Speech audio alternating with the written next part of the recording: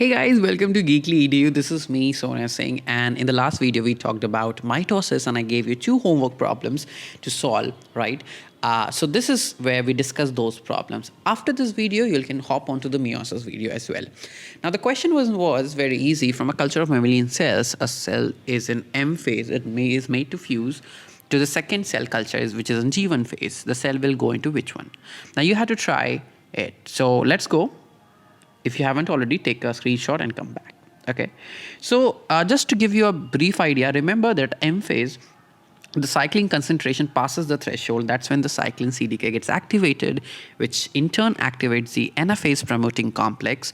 And I hope you remember that this APC can activates a lot of different proteins and via phosphorylations, because it's a ubiquitin ligase, and certain proteins would activate the degradation or the moving apart of chromatids. Some would just degrade the nuclear membrane, right?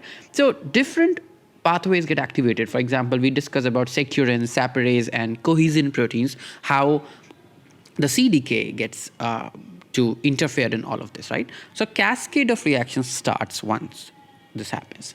Now let's read the problem that the M phase, the cells of M phase are made to fuse with G1 phase. So M phase has a good amount of M cyclins, mitotic cyclins, right? So the cell will not wait. The cell would get the message that it's enough. And hence, M phase would be going through after skipping this S phase. There's no need. The cell will not feel the need to go through the S phase. So the correct answer for this one was B. Right. So this is how this was an experiment that was already performed. Right. So now we are moving towards the second question, which I gave you, which was the bigger question and a more difficult question. So I will wait. This is where you pause. Hit the pause button, try it yourself if you haven't already, but I am sure that you have already done this. But even if not, go ahead and try and then we'll solve. Okay, so let's read about these things. So the activity of V1 kinase and CDC2-5 phosphatases, remember cyclin and CDKs, they can be activated and deactivated by different ways. So this says that the V1 inactivates the MCDK, right?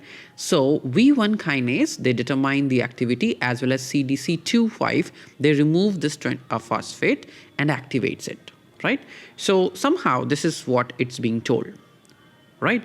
So the question for this says that these can be activated. Right. So what activates V1 or CDC2-5 to act? So they say they can be controlled by phosphorylation events. Right. So when V1 is active and CDC is inactive, our CDK is active. Right. So this is what we already know. Okay.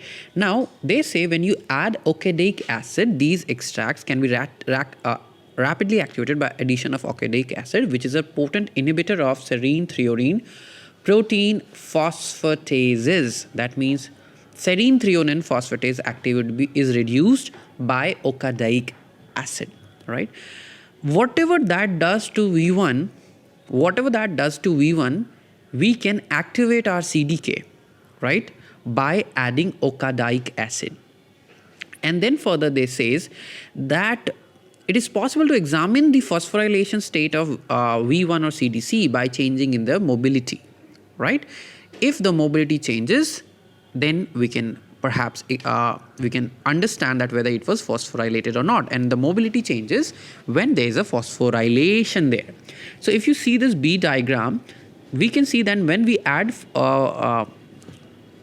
okadaic acid, the mobility has slowed down.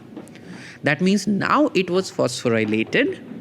Previously, it wasn't phosphorylated. So we can disagree with the first statement that V1 kinase is active if it is phosphorylated. No, it is false. It's active if it is unphosphorylated. Okay, let's try to understand the second question. The phosphatases that control the phosphorylation of V1 and CDK are specific for tyrosine side chains. Now, it's clearly say that phosphatases are inhibitor of serine-threonine phosphatases. So this okadaic acid is modifying something as serine and threonine, not anything at tyrosine, right? So this clearly turns out to be a false statement. Now, octanoic acid directly affects the activation of CDK. Now we just say that phosphorylation at tyrosine only can change, whereas octanoic acid only affects serine and threonine. That means again a false statement. Fourth, if mCDK is able to phosphorylate V1 kinase and CDC25 phosphatase, a small amount of active mCDK would lead to rapid and complete activation. Now this makes sense, right? Now once again this makes sense. We understand that V1 kinase, when phosphorylate is inactivated, so we want to inactivate the phosphorylated the V1. So phosphorylation of V1 removes the block on mCDK by inactivating this V1 and activating the CDC25. That means this makes sense. So the last option is true. So I hope you were able to understand all of this. In the next video, we'll talk about meiosis and very specifically recombination as well, right? So I want you to stay tuned and always solve these practice problems, because that is how you learn to apply. We'll try to understand the significance of meiosis as well, and we'll also solve questions. Okay? I hope this helps. We hope this video was helpful.